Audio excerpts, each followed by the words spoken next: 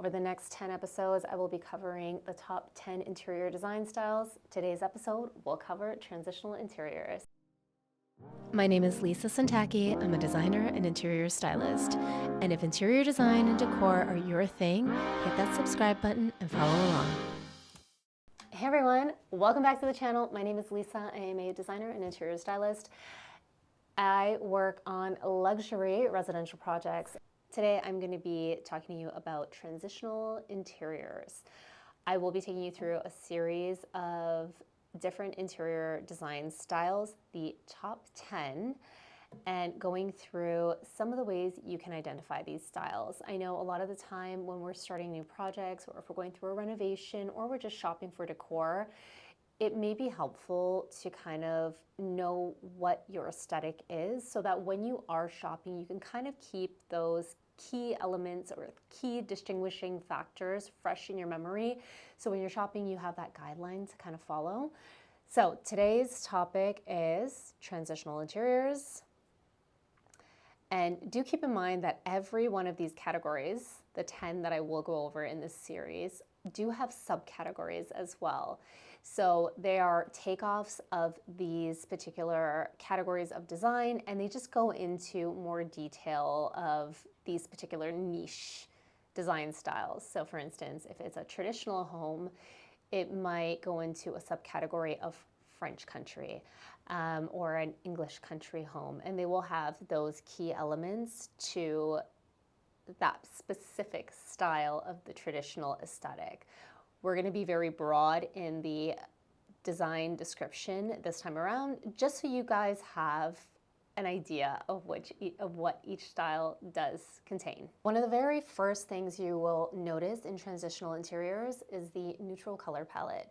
This particular design style really emphasizes and focuses on a very neutral, muted color palette. You'll notice a lot of whites, beiges, grays, anything that's soft and serene. There's a lot of focus on neutral tones so that the architectural details that are introduced into the space or the different furniture styles that will be blended in the space become the features that stand out. Another key feature that you will notice in transitional interiors is the mix of both traditional and almost modern furniture. Not fully modern, but a little bit more minimalistic and streamlined. You will notice pieces that have more of a simplistic look and feel, but then have slight detailing to them.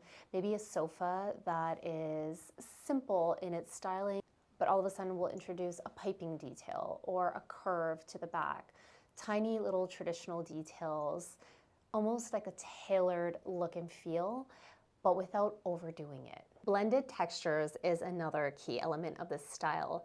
Because these spaces do lean into a more neutral color palette, there is a big emphasis on layering textures. So you'll see the use of bouclés, velvets, very lush, rich textures in the space.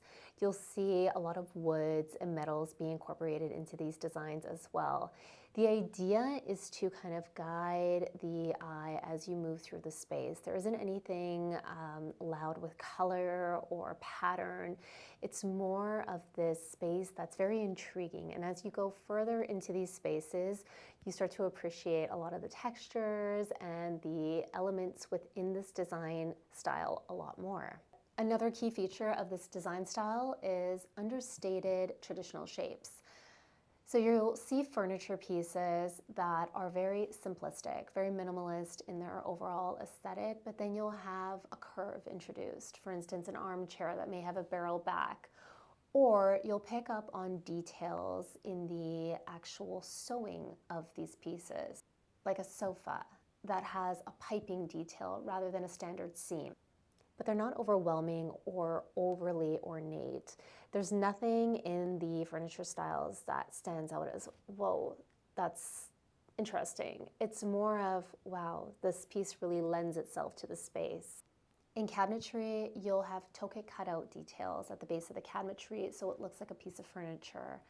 You'll have simpler door styles paired with a beautiful piece of hardware that has tiny little details added to it. That mix of a traditional piece with something a little bit simpler. You'll have moldings that have a little bit more of a detail, but not quite as detailed as a standard traditional space. Transitional interiors also have very clean and gentle lines in the space. So you'll notice in traditional interiors, you sometimes are overwhelmed with how much is in the space. Patterns, colors, ornate details. Sometimes it just overwhelms the senses. And with a modern interior, some people find that it's a little too cold. Transitional interiors kind of bridge that gap between the two styles. You have this soft warmth or elegance introduced from the traditional elements of traditional interiors, but then you have that minimalistic, clean refinement from a modern space. You get clean, soft, curvy lines throughout these spaces. Transitional interiors also use a lot of natural materials. You'll see an emphasis on woods and marbles, glass features, and a mix of metals.